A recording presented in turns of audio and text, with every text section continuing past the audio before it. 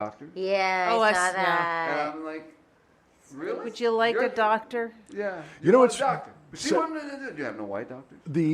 And this is one of those things where language is important and everything.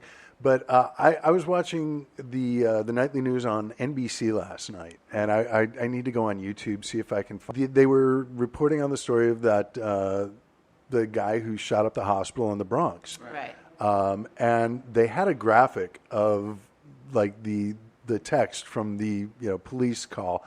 And the cop said he is a black male in a white doctor's coat. And my first thought was, how do they know the doctor was white? And then I'm like, oh, wait, no, the coat. But it's like, I am so used to this, like, just wacky racism, like, just, kind of coming into the news. It's like, black guy in a white doctor's coat.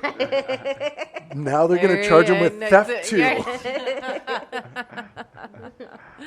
Oh my God! It's a topsy-turvy world, everybody. Yeah. It's are frightening. we up or But, are we down? Life has been fun. that's the thing, though, is because we can't speak the language of these people, but we have to communicate with them somehow.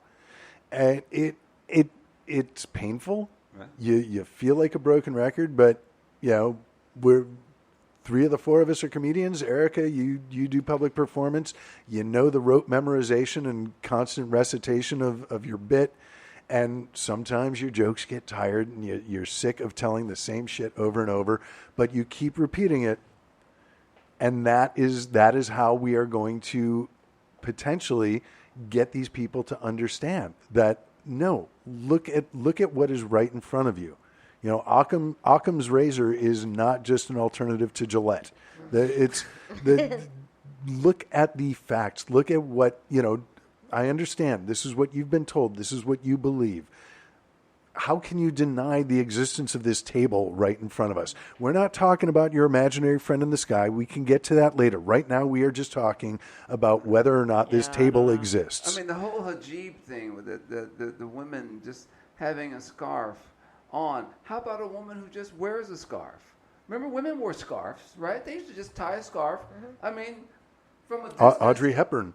Yeah, I mean, if you look at They all used to tie scarves under their chins, which I think is so adorable and quaint. Yeah. I saw a woman with a scarf tied under her chin last week. A young were you woman. sh- A young I was woman. gonna ask, Not were you a, shopping she on was not Fairfax? wearing galoshes as well. And I was just like, oh my God, look at you bringing the under chin tie back. Yes, and women used to wear scarves. Rock And it, baby. Yeah, and so where is the idiot who goes up and wants to stab someone because you How does it did even hurt you if somebody else is wearing something? Right. How does it affect your life? It And- doesn't. and well, in any one of way. the guys on talk radio says, I have to acknowledge I'm have to acknowledge how racist I was because I saw a woman in full veil and Colorado? No, it was here. Oh. LA. and he said that he felt like I started judging her merely because of what she was wearing, and I had no idea what was really. And he said, I have to acknowledge I feel so stupid because in my mind I am sitting there judging something and I don't know anything about it. Yeah. Yeah, the You only know, thing because you should someone really be told me. thinking, if that is going to like cause odd and questioning thoughts, is aren't you fucking hot? Like, Right.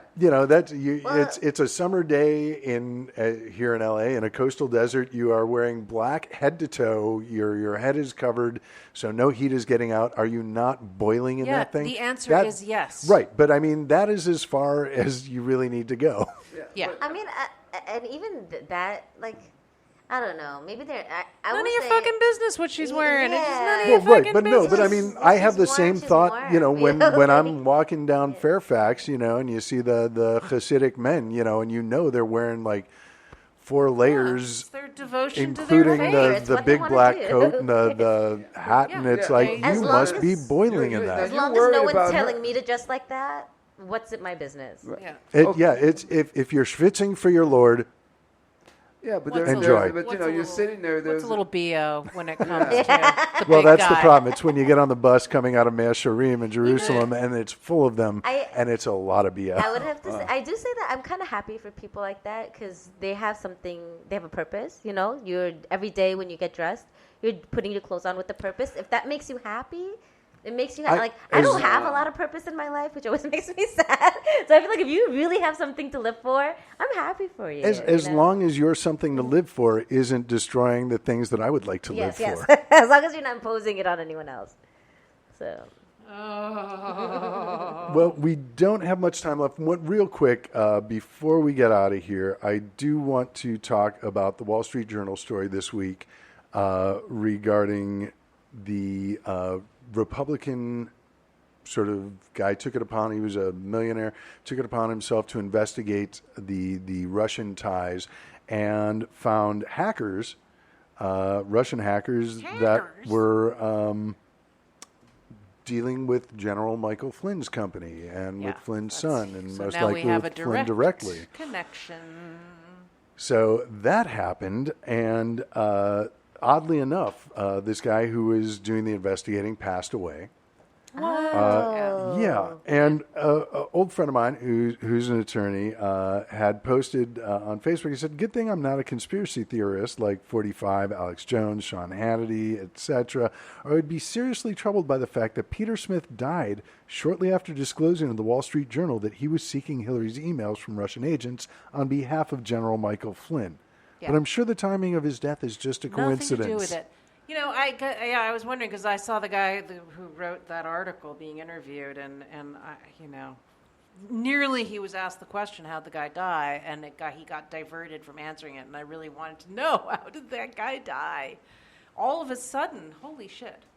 What's really terrifying, though, is like this whole,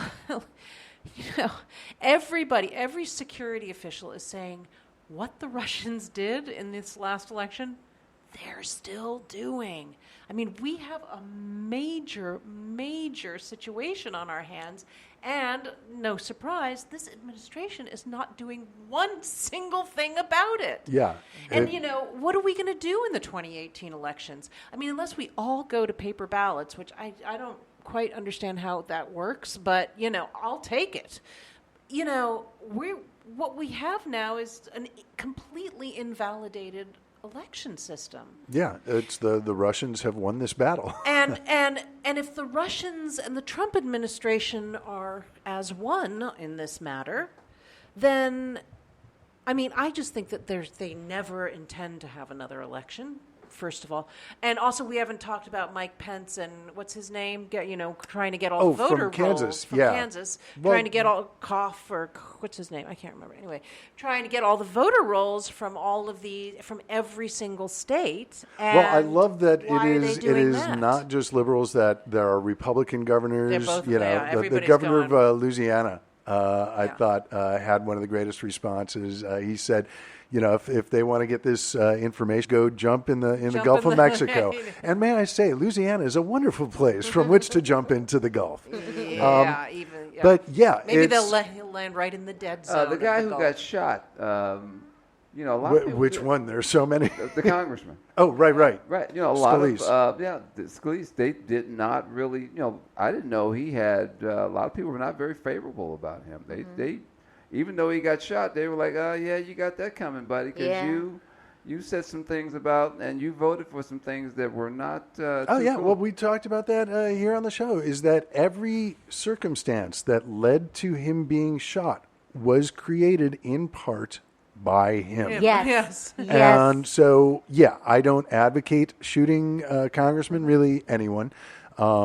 Depends. Come to me, we'll talk. Case by case basis. But, that is not the way to solve our disputes.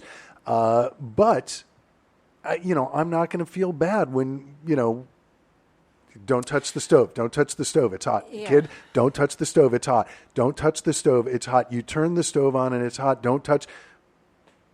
I'm not going to feel bad when you burn your hand. It's hard to feel any sympathy for him.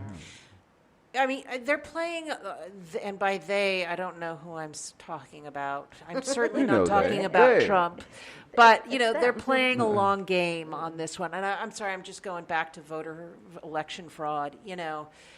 I really felt back during the election, when Trump was going on and on about voter fraud, that he was trying to lay a groundwork for delegitimizing the upcoming election in case he Oh, didn't sure. win. Oh, yeah. And you know, and of course he did win, but I think he stays on this. I mean, now he feels that the fraud goes in the other direction. He got more votes, whatever. But they're keeping this alive because, again, the long game is to delegitimize all elections and I think stop all free and open elections, or at least, and especially now that gerrymandering is in the courts and things are getting really shaky in that department, I think that they're just trying to out and out cull voters from the rolls on other. Oh, absolutely. That's it's like what this call for all the voter Latin data names, is. particularly black-sounding names. And that's the thing. They're asking not just for names and address, and they want party affiliation. They want your social security number. And that's another thing for all these conspiracy theorists who for years have been, Obama's going to come and take away our guns, FEMA death camps, number of the beast. They're tagging us with barcodes. and as their guy is actually doing stuff that is legitimately close to what they've been screaming about for years, they aren't worried. And they're not. It's just that they're not worried. It's that they're asking. They want it. They want him to do that to them. They're willing to. It's a compliant populace, and here we go. I don't know if you guys have read that Timothy Snyder book on tyranny, but he lays it out in 20 steps how it happens. He's a historian and a professor, and he's been studying tyrannical societies his whole life. And he wrote this book. What does he know then? Yeah.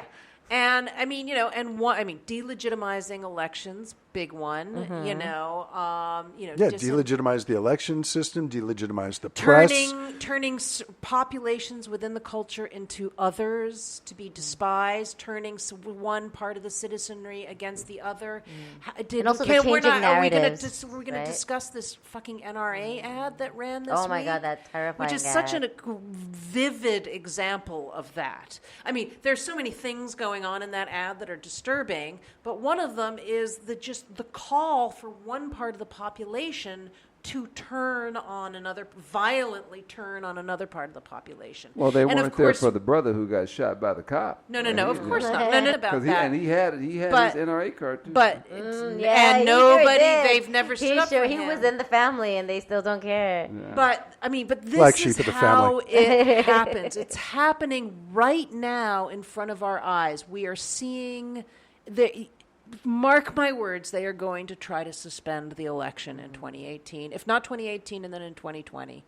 They will try to do that. If we get enough people, into the House and the Senate, then maybe we would have a chance.